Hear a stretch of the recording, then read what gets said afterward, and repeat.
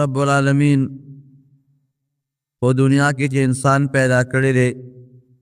او بیا د دې انسان د هدایت لپاره الله پیغمبران او کتابونه نازل کړي دي.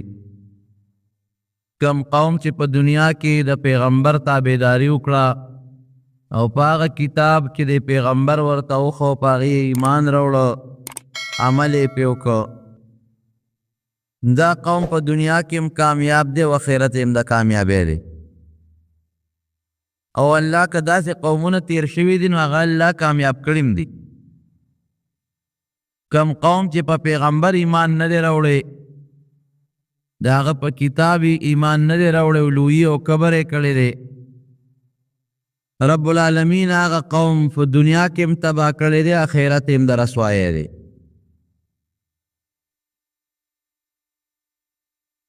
دا هود علیه السلام د قوم د هلاکت نه پس هغې ته به عاد اولا وی. عاد ثانی یو دویم قوم په دې مخ د ځمکه اوسېده او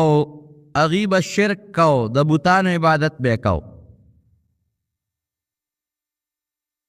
رب العالمین قرآن حکیم کی تقریباً په 16 سورتونو کې ذکر کوي. اوسېدل به د شام او د دې حجاز د مکې مکرمې او مدینې منورې په دې منځ کې لوړ دنګ دنګ غرونه دي او په هغه غرونو کې د دوی آبادۍ وې، هغې کې به اوسېدل. تاریخ لیکي ألم تر كيف فعل ربك بعاد إرم ذات العماد التي لم يخلق مثلها في البلاد وثمود الذين جابوا الصخر بالواد. دغه قوم ته سمودیان وی او غرونو کې ځان لا بلډینګونه جوړ کړي او آبادۍ جوړې کړې وې. او اوسم تاریخ لیکي موجوده یو مورخ مصری مورخ دی، هغه لیکي چې زه پخپله تللی یم، دا علاقه مې کتلې ده او په یو لوی عظیم الشان غر کې اوسم د بادشاه یو لوی محل موجود دی. نو چې غر اتراشي او په هغې کې د بادشاه محل جوړ شي، کمرې پکې جوړ شي، د بادشاه پایتخت پکې دی، حوض پکې د لمبلو د اوبو د لمبلو حوضونه پکې دي، د سارو د اسونو او د اوخانو د تړلو استبلې پکې دي. د غر دننه تراشلی دی او د هر څه په هغې کې جوړ کړی دي. اوس خلک دې وخت کې وایي ساینس ترقي کړې ده، بلکل ټیک ده، خو موږ وایو چې داسې مخکې م یو ساینس تیر شوی دی. خو چې څنګه الله زمانه باندې د تبې نښې راوستې او هغه قومونه رب العالمین هلاک کړل، هغه ساینس یې ورسره تباه شو. نو د شام او د حجاز په دې منځ کې د دې غټې غټې آبادۍ وې، په غرونو کې محلات جوړ کړي او لوی لوی باغونه و، سرسبز و شاداب، خوږې اوبه، مزیدارې چینې او د زندګۍ د هغې زمانې چې څه د زیب و زینت او د آرایش او د خوبصورتۍ کوم اسباب و هغه ټول هغې سره و. خو بدبخته و د بوتانو عبادت پې کو، هر چا ځان له په کور کې یو بوت ساتلی و، هغې بوت ته به یې سجدې کولې، عبادت به یې ورته کو، رام رام به یې ورته کول. او داسې بعضې پکې غټ غټ بوتان و، هغه په غټو غټو چوکونو باندې او په لویو لویو لارو کې ښخ کړي و چې په لاره به تلل او په هغه چوکونو به راتلل، د هغې غټو غټو بوتانو عبادت پې کو. زمارونو یو قوم هم الله د هدایت نه بغیر نه پرېږدي. هر قوم ته الله د هدایت یو لاره ښیي خامخا، چې څوک دا ونه وایي چې ما جاءنا من رسول. د قیامت پر ورځ به بعضې خلک وایي الله مونږ له خو تاسو پیغمبر او استازی نه دی رالیږلی، د دروغو نه به وایي. یو قوم هم الله بغیر د پیغمبر نه دی پرېږدي. خامخا یو پیغمبر یا د پیغمبر خلیفه، جانشین، نائب، دا هر یو قوم ته الله را لېږلی دی لئلا یکون للناس حجة بعد الرسل، چې څوک د چا دلیل پاتې نشي چې الله پیغمبر ما ته نه دی راغلی، قانون او کتاب ماله نه دی راغلی، چې دا بانه د خلکو ختم شي. پروردگار ورته هم د دوی د قوم نه یو سړی راولېږه حضرت صالح علیه السلام. د دې د قوم نه او د قوم او د کلي سړی د کلي په ماحول ډېر ښه پوهېږي. که د یو وطن سړی چاته نصیحت کوي نو هغه ته د خلکو مزاج معلومي، د خلکو طبیعت ورته معلومي، خلک پوهیولی شي. او چې د بار نه سړی راغی نو خلک هغه ته سپک ګوري، مړه دا د کوم ځای نه راغی د خپل قوم ته دلته نصیحت کوه، اوس موږ له څه له غوږونه خورې. نو حضرت صالح علیه السلام ورته رب العالمین د دوی د قوم او د خاندان نه یو پیغمبر راولېږه. هغه ورته د الله د دین نصیحتونه شروع کړل. ای زما قومه د یو الله عبادت وکړئ او د الله سره شریکان مه جوړل. الله په شرک ډېر زیات خفه کېږي. ټول قرآن حکیم اول نه اخره پورې وګوره، څومره غصه چې رب العالمین له په شرک ورځي چې تا الله له شریک پیدا کړی. دا ارس الله پیدا کړي دي، دا نظام الله چلی، دا موږ پیدا کړی الله یو، مال دولت بچی عزت ارس موږ له رب العالمین را کړی. او چې ته په هغې کې بیا هم بل څوک سره شریک یې. لکه زه به یو مثال درکم، د کور یو مشر نو که په دې مشرۍ کې ورسره خپل رور شریک کېږي یا دوی ورسره شریک کېږي نو دا مشر پلار دا برداشت کولی شي نشي برداشت کولی. د کلي یو مشر دی، که ده سره په دې مشرۍ کې بل څوک شریک کېږي یا نشي برداشت کولی. د وطن به یو بادشاهي که بل بادشاه ورسره لږ غوندې سر اوچتوي بس تم زما سره همسر جوړېږي، فوراً یې ذلیل کوي، غورځوي یې. نو رب العالمین په خپله بادشاهۍ کې او په خپل طاقت کې ځان سره هېڅ شریک نه غواړي او نه پرېږدي او نه ورله شریک شته. نو صالح علیه السلام ورته نصیحت شروع کړو چې د الله خاطر وکړئ، الله له شرک مه کوئ، ستاسو خالق ستاسو رازق ستاسو مالک هغه رب العالمین دی او په دې طاقت کې د الله سره هېڅ څوک شریک نشته. قوم ورته څه وایي؟ وی ته څوک یې؟ وی زه د الله استازی پیغمبر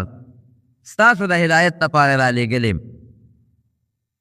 وی ښه مونږ او تا کې څه فرق دی چې ته د الله استازی او موږ نه یو؟ په مال رانه زیات دی، په بچو رانه زیات دی، ته په څه څیز زموږ نه اوچت دی چې ته وایې چې د پیغمبر یم او د پیغمبر دعوه دې وکړه. مال مونږ سره دی، غټې غټې بنګلې او بلډینګونه زمونږ دي، دنیا زمونږ د آخرت به هم زمونږ دی. او احادیثو کې راځي چې دوی به یو بل باندې فخر کو چې چا به ځان له یو اعلی مزیدار کور جوړ که، بل به د هغې نه خشته جوړو، بل به د هغې نه خشته جوړو، بل به د هغې نه خشته جوړو. په آبادو او په بلډینګونو کې به یو بل سره مقابلې کولې. او د دې قوم نه کبرجن قوم بل نو، ډېر انتهایی متکبره قوم، ډېر لوی کبر و پکې.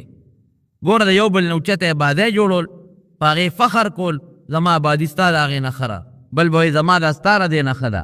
دا هم کبر شو. او بل پیغمبر ته دا ویل چې ته خو زما د قوم نه، ما او تا کې څه فرق؟ د دې کلي اوسېدونکې زه ستا نه په مال او په دولت او په بچو او په طاقت زیات یم، تا له الله پیغمبري در نه منو ده، ځه چې سرې خوښی کوه. نبی کریم صلی الله علیه وسلم ته به هم د مکې کافرو دغسې وي چې ته خدای پیغمبر جوړ کړې، ته خو یتیم یې، مال دې نشته، دولت دې نشته، مال زمونږ دی، دولت زمونږ دی، مونږ پیغمبران نه جوړېږي او ته جوړېږې. هر پیغمبر ته چې خپل قوم پیغور ورکړی دی، ګورې د مال یې ورکړی دی، د دولت یې وله ورکړی، او دا یو لویه نشه د مارونو ګورې اوس هم د خلکو په سر کې پرته ده چې کم سړی لږ مالداري، د پیسو خاوند، د دولت خاوند دی او هغه مشرۍ ته ورسېږي د چا په بغمم دړنې، او چې کم لږ غریب وي او کمزوري وي او هغه لا یو منصب ملو شي د هر چا ورته په بغمه درځي چې دا ولې.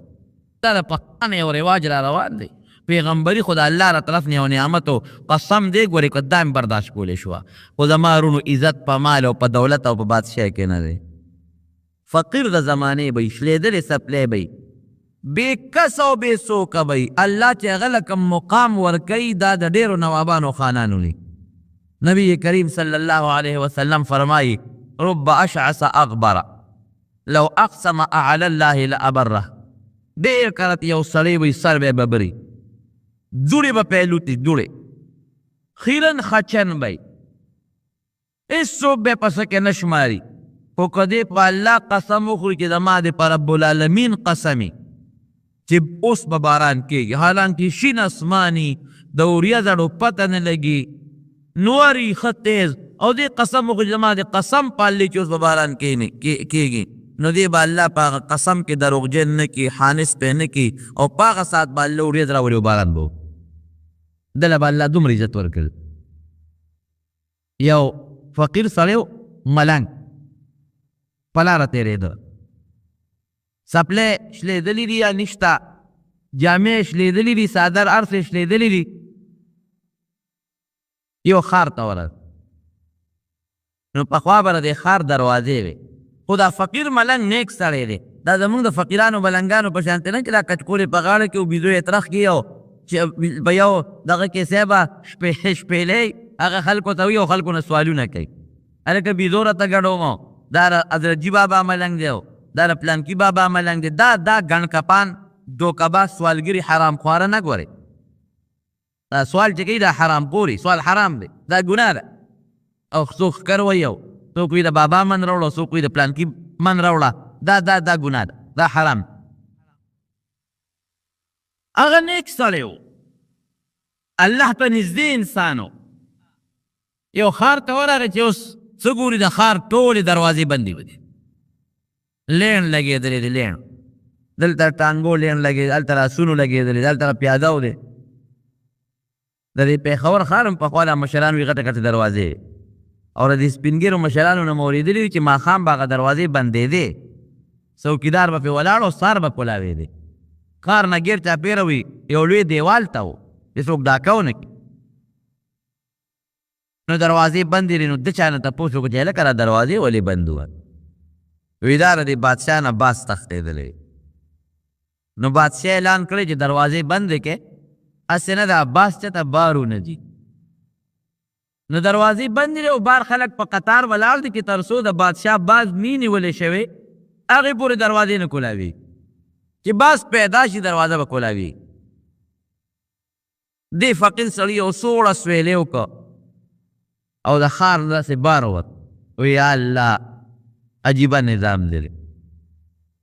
دا سے سڑی ری بادشاہ کڑی ری چی دا پندو پورے بے وقف دے قمق الخر دا بادشاہ دے باس تا دروازہ بندی اس باس کو چی تختی ناکو سا گڑا چیلے دے چی پا دروازہ منڈے کی او نسپیرے اغل خو اللہ وزاری ورکڑی دی او دا سی وزاری دون اوچت مزل کئی چی دا باز نا اوچت پرواز یاو مارغم نشی کود بلی باز کم بیا اقفل قسمون دی در دمر مضبوط طاقت پا دی وزارو کے اللہ خود دی او پا دی خپو کی پنجو پا دی مخوکو کے کہ دی دمر اوچت پرواز کئی چی دمر اوچت یاو مارغم نشی کولو نو باز پا دروازہ خو نبندی کی چی بے وقوف ورد دروازی بندی کری دی باز کو چی تختی او چی یو وزرو یو اسمان تبا رسیدلی نیمی تبا رسیدلی تختی دلی بد وی اللہ دا سے بے وقوف بادشاہ کدک طاقتی او باز بندی نو پا دے خار دے جال واچیا کیوں نتا دمرا جال خدا سرشتانے چی پا دے خار دا پاسے واچی نو بے وقوف دروازی مندی کری یا اللہ عجیبہ نظام و خدای دے دا یہ رواقعی دا اللہ دے خدایت او دا رب العالمین دے نظام تا باز وقت انسان عقل نرسی کار نکے خدا با دا منگ دا عقل نقصانی گورے دا اللہ خدایت کی فرق نشتا منگ نکوئی گو وی پروردگارن عجیبہ نظام دے لے اگر بے وقوف خر چی اگر باستا دروازے بندی اگر دے اللہ بادشاہی ورکڑے دا سوک ورطا سلوٹ کئی سوک ورطا پلاس پتندی لا سنیک دی جی جناب ورطا کئی ٹول خلق تابع دے او پروردگار چی زو ستال نزدے بندیم دا غن خوراکی اقل زیاد دے نظامہ سپلیم نشتا جامم نشتا دا کور زیبم نشتا اللہ دا ناستے و دا ولالی دا سر سورم نشتا او دا بے وقوف دے جاہل دے بیلماز دے نرو جیشتا و نمونشتا او دا جہان قمق لغل دے سور کری دے او زخوستانیز دے بندیم اللہ دا مال دے سرا کری ناشنا خدای دے نا ماتم یو دل یو سوری خبر کول یو خانی یادو وی گورا وی دا اگر تم موٹری دے او بلا جایدادونه دی او بنګلې دي او ټکي مونځ نه کوي او موږ ټول اوس خدای پاک ته لګیا یو مونځونه کوو زموږ د پیسې درک نه لګي دا باندې تړی وایي دا نو دم دا وایي چې پروردګاره موږ خو دا کونډې او دا تندي ته په دا سجده کې وسولوله او نه کوش ته او نه جامه شته او ته هغه نظام ته وګوره نو دی په هغه بیابان کې وده شو چې وده شو رب العالمین یې په خوب کې ولید الله سړي ته هدایت کوي بنده ولې په سوچ او په پریشانۍ کې وی الله په دې پریشانۍ کې مو چې زموږ د علاقې د بادشاه رسقه مقله چې باس تم دروازې بندوي خدای هغه له غټه بادشاهي ورکړې ده مونځ نه کوي روژه نه نیسي او ډېر بدعمله دی او بې وقوف دی او خدای مونږ خو تا ته په سجدو د تندي وسولو زمونږ د سپلو ترک نه لګي نه جامه شته نه پیدا رسم نشته عجیب ناشنا خدای دی ده رب العالمین ورته وایي چې بنده دا خو اسانه خبره ده زما خو یو خبره چې دی وایم کن هغسې شي زه به اوس د هغه نه د هر سوالم تاله به یې درکړم او تا نه به د هر سوالم هغه به دا خو د سکنډونو خبرې دي ته به اوس د هغه په ځای بادشاه شي او خلک به درته سلوټونه کوي او صاحب د دنیا غلامان او مریان او بنګلې به دي بوله به د دې ښار بادشاه شي او داسې الله کولی شي که نه شي کولی جواب راکړي نواز شریف بادشاه نو او دا چې موجوده کم صدر ده به ورته سلوټ نه کو بوټله به یې درز ورکړه او په تندي به یې ورته لاس کېښود هغه نواز شریف جیل ته لاړ او نن یې په خپل وطن کې ځای نشته په خپل ملک کې ځای نشته او هغه سلوټ والا راغی او د هغه په کرسی کېنه تؤتی الملک من تشاء وتنزع الملک ممن تشاء قرآن حکیم کې الله فرمایي چې چا نه وغواړم بادشاهي ته والم او چې چا له وغواړم هغه لی ورکړم وتعز من تشاء وتذل من تشاء الله چې تو غواړي چا له عزت ورکړي او چې تو غواړي چا له ذلت ورکړي نو بادشاهي عزت ذلت بادشاهي اخیستل دا د رب العالمین په اختیار کې دي دا د چا په اختیار کې نه اوس په سکندونو کې د هغه نه ارسالم او تاله درکړو او چې ستا دا کوم نعمت دی دا به هغه له ورکړه الله زما څه نعمت دا شلېدلې جامې او شلېدلې څپلۍ وی نه نه نه داسې نه ده تا پړه کې چې کوم ایمان پروت دی دا به هغه له ورکړو تا دا جامه به مغه له ورکړو تا دا شلېدلې پیزار به مغه له ورکړو ستا پړه کې چې ما سره کومه مینه دا به مغه له ورکړو تو چې کوم عبادت کې او کوم منځ کې او ما سره د کوم محبت دی دا تا دا ټول ایمان او دا عمل او دا غریبي او فقیر ټول به هغه له ورکړو د هغه هغه بادشاهي او هغه بېوقوفتوب او د هغه هغه نه عبادت ټول خو د هغه چې سړي تاله او ستا هغه ده څنګه دې خوښه ده وایو د سکندونو فیصلې دي وی نه رب العالمین زما پړه کې چې کوم ایمان پروت دی او زما پړه کې کومه تا سره مینه او محبت پروت دی دا خو لا یو بادشاهي ده چې د ټولې دنیا په بادشاهي هم نه ورکوه دا حقیقت دی رونو که نه که زمونږ د امریکې بادشاهي ویسې خپلو کې سوچ کوو د امریکې او د بش غوندې ایمان زمونږ وې د بش چې هغه کې مسلماني نشته ایمان پکې نشته نو دا به مو خوښه وه چرم نه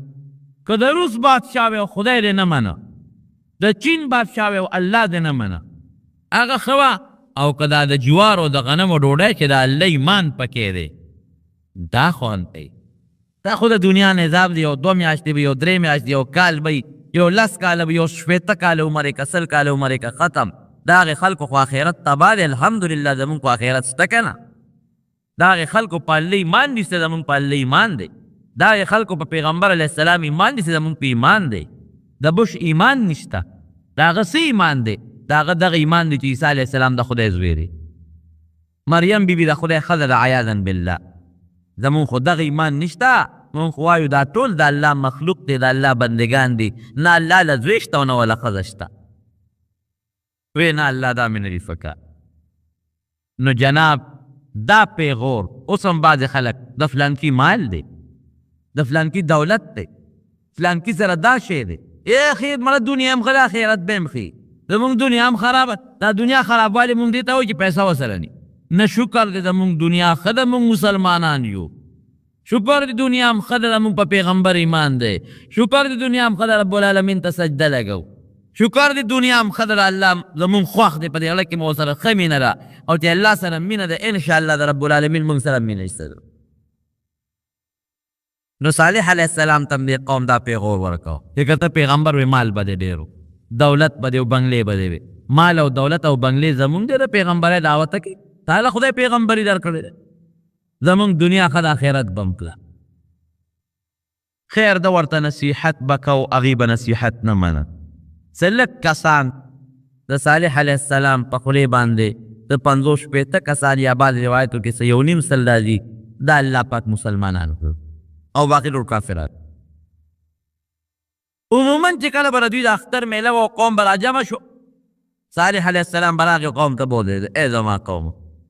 د الله د قهر او د غضب نه م یروم، زما در باندې څه وګوره یو الله ومنئ او د بوتانو